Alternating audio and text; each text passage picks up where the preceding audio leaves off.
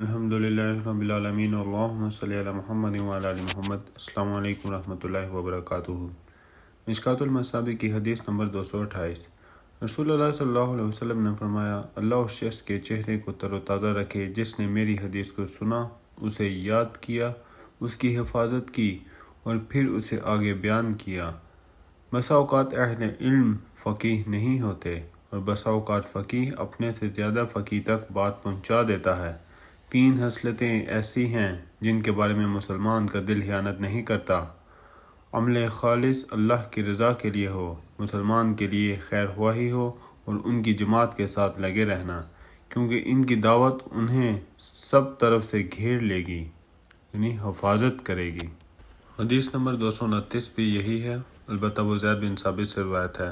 حدیث نمبر 230۔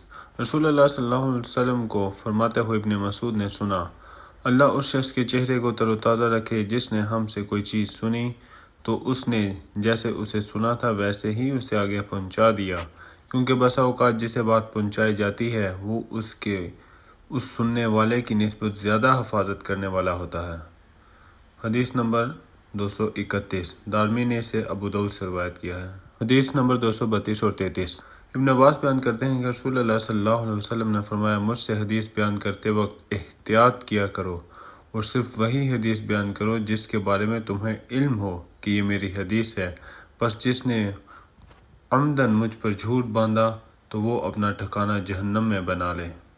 جزاکم اللہ خیر۔ السلام علیکم۔